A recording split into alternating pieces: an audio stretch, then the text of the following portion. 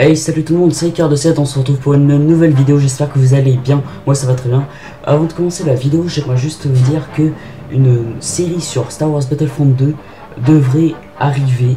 Il faut encore que je vois, que je profile tout ça, mais elle devrait arriver dans pas longtemps, donc si vous aimez Star Wars Battlefront 2, restez sur la chaîne. Donc voilà, maintenant on peut commencer la vidéo. Retournons à l'Automne. L'escadron Red est l'un des premiers escadrons qui a été créé lors de la création de la Rébellion. A l'époque, il comportait surtout des vieux chasseurs Z95, les meilleurs chasseurs que la Rébellion pouvait se procurer à l'époque. L'escadron Red fut ensuite enrichi par de très bons pilotes, dont certains étaient des déserteurs de l'Empire, qui, autrefois, pilotaient des chasseurs TIE. On peut noter la présence de Wedge Antilles, ainsi que de Biggs Darklighter, ou encore Jake Porkins.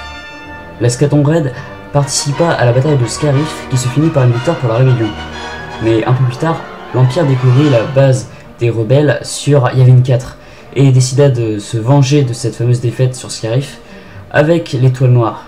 À ce moment-là, la Rébellion ne pouvait envoyer que deux escadrons, l'escadron Red avec ses chasseurs X-Wing et l'escadron Or avec les chasseurs Y-Wing, les bombardiers. Par chance pour la Rébellion, ils avaient réussi un peu plus tôt à avoir les plans de l'Étoile de la Mort et avaient trouvé une faille faite par Galen Erso, l'ingénieur de cette super arme. L'escadron rouge, avec leur nouvelle recrue Luke Skywalker, parvinrent à détruire l'Étoile de la Mort, mais ce ne fut pas une victoire totale pour la Rébellion.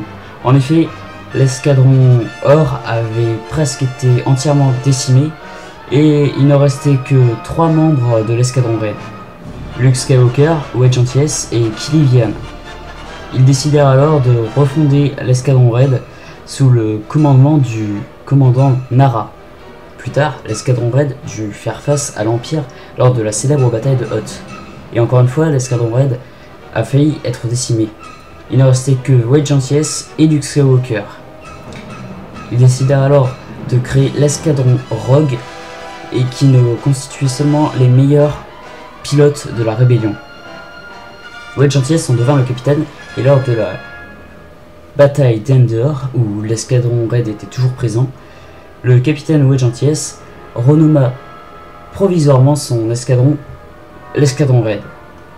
Après cette bataille, l'escadron Rogue entra dans la légende de la Rébellion, et les noms de Biggs Darklighter ou Jake Porkins sont connus à travers toute la galaxie, pour avoir donné leur vie dans la Rébellion pour l'espoir. Dans Star Wars 7, il y a également un autre escadron Red. Enfin, on n'a pas la confirmation si c'est le même escadron que dans le 456, mais personnellement je pense que c'est le même. Donc voilà, la vidéo est finie, j'espère que vous avez aimé. Si c'est le cas, n'hésitez pas à liker, à commenter et à partager. Tu peux rejoindre la Rébellion en t'abonnant. Et moi je vous dis à plus pour la prochaine vidéo, et que la force soit avec vous. Bye tout le monde.